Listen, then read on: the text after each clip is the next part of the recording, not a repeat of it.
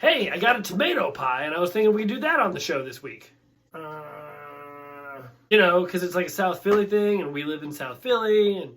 Well, I don't know if it's pizza. Okay, can we all just move past this incredibly juvenile it's not pizza argument about anything that isn't thin and floppy? People should just be allowed to like things. Okay, what about your epically big hate for thin crust? Touche.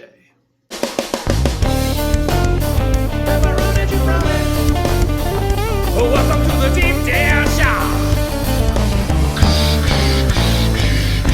Dramatic music! Dun dun dun dun! Hey everybody, welcome back. It's me, the Pepperoni Jabroni, and this is the Deep Dish. This week we are going to be doing tomato pie. Yes. Now, a lot of you, if you've watched the show, you know that I live in South Philadelphia, and if you've ever been to South Philadelphia and had pizza here, you know that it is forgettable at best. Them's fighting words. Don't at me. You know it's true. But one of the things that South Philadelphia is famous for is tomato pie. In fact, Sarcone's Bakery, which is very close to where I live, is very famous for their tomato pie. Now, you might be saying, so Pep, did you go to Sarcone's Bakery? I absolutely did not. I went to Acme. That's right. I saw a tomato pie at Acme. It was $5, and I was like, I'm going to get this. Some people might be like, tomato pie isn't pizza. This pizza, like, elitism, this, like, narrow definition of pizza, meaning, like, New York pizza, is honestly, there's no reason for you to exclude, like, the various forms of pizza. Creativity is a human trait. Can we just embrace the fact that pizza comes in all shapes and sizes and, like, take the stick out of our butt and try new things? Cool, me too. Moving on. All right, before we get into it, our producer, the Funky Anchovy, aka Lewis, wanted to make sure that he got his segment in this week. So this is a segment that we like to call Pizza Bible Stories. Pizza Bible Stories. Oh, hey, how's it going? So check this out. One time, Jesus was teaching, like, on a mountain or something. Maybe it was a hill, I forget. Anyway, it was getting close to sundown, and the apostles were like, hey boss, no one here has anything to eat. And Jesus was like, that will not do. So he went through the crowd and he found a single fish pizza. And he transformed this single fish pizza into 40 pizzas. And everybody got approximately 2 slices. A few people got 3. And then Jesus said, remember, feeding people is important. Notice I didn't multiply any swords or, like, go on some long ramble about how if someone calls you a name, you should be able to, like, punch them or shoot them or God knows what. I just, like, fed people some pizzas. So, like, try to feed each other. Maybe don't get a stick up your butt about spending money on feeding people. Because people need to eat, yo. The word of the Lord. Thanks be to God. Pizza Bible Stories. Okay, so let's get into the 10 commandments of pizza, right? So we've got presentation, crust, cut, freshness, nose, flavor explosion, mouthfeel,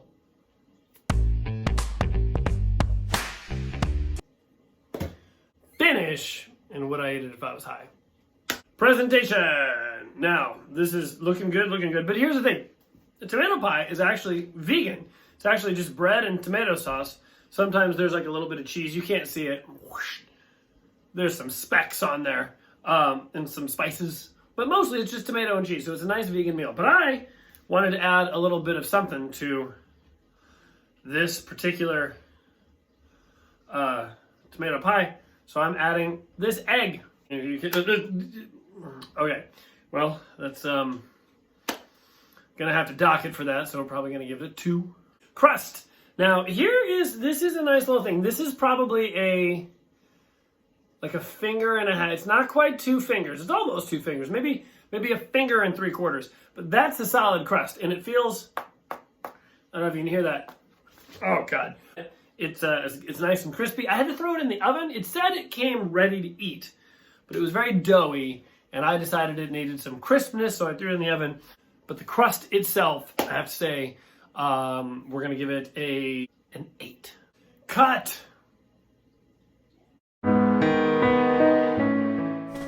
A lot of people don't know this, but I never learned to cut pizza. It's something I've hidden for years. It stares back at me, reminding me of my culinary impotence.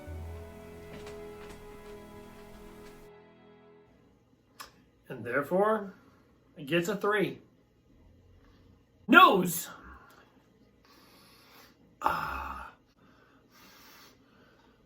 Getting a lot of fried egg off of this.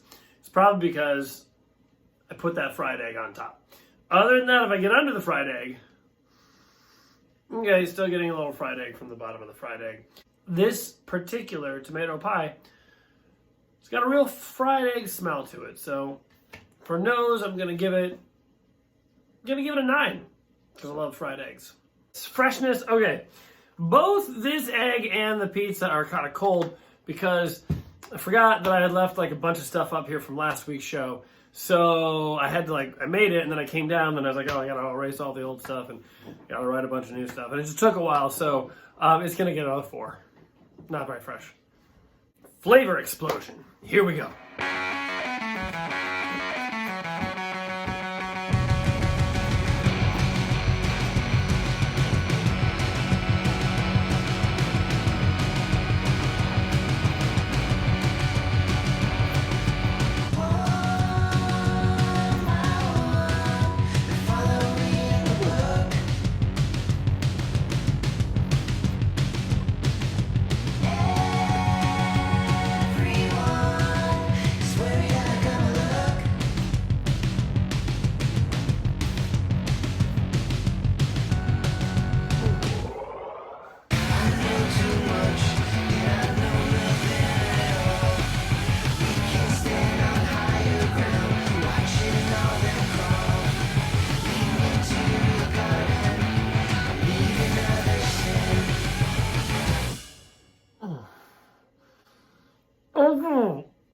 It's actually more of a flavor fizzle. It had potential, but there's not a lot going on here. To be honest, the egg was the best part of it. I'm not going to penalize tomato pie for this. I'm going to penalize the company. And I'm going to try some other tomato pies in the future because we'll get to mouthfeel in a second, but the mouthfeel is great. It was like the equivalent of someone ghosting a party. Ooh, I'm the flavor explosion. I'm not very good. This was a great mouthfeel. The egg, excellent addition. Highly recommended. But also, the crust was crispy on the bottom, but chewy in the middle. This is now, is a tomato pie as good as a Detroit-style pizza? So far, no. Which means it's not as good as a Chicago-style pizza, right? Because a Detroit-style pizza is very, very good, and a Chicago-style pizza is the final evolution of pizza. We've been over this. Everyone knows this. This is canon. But I will say a tomato pie is really up there. Tomato pie was so good. Mouthfeel-wise. The flavor on this one, like I said, was like a deflated bike tire. But the mouthfeel was sort of, was everything you want in something like this. Crispy, but also doughy, but also saucy, because there's a lot of tomato sauce on there. So we're going to give this a very excited backup dancer. This was actually pretty close to Pizza Hut. This was because again, why is Pizza Hut the top of the pizza food chain? Because of that amazing crust, because of that amazing mouthfeel, because of all the oil. So this, I gotta say, gets gonna give this an 8.5 on the Pizza Hut scale.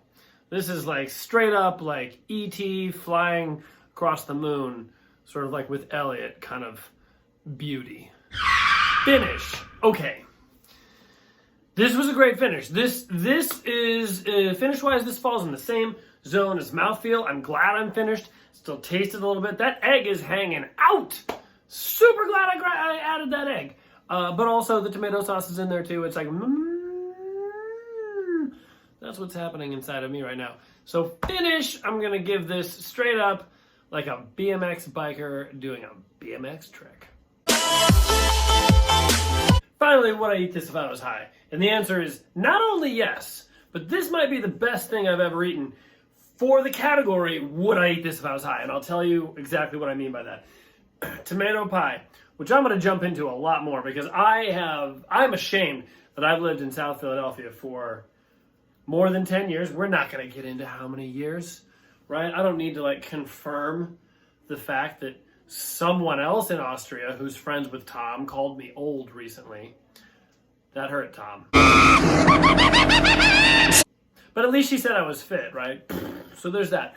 But my point is this is an amazing vehicle for putting any old food you want on there. The fried egg went on this tomato pie. Great. We could also put on like some ice cream sprinkles. We could put on some ice cream, maybe some chocolate sauce. The tomato pie is like Shaggy and Scooby's favorite snack vehicle. That's what I'm going to say. So would I eat this if I was high? Yes. Would I recommend you eat this if you were high? Yes. Do I get high? I've been over this a million times. I don't. But if I did, I would totally eat this.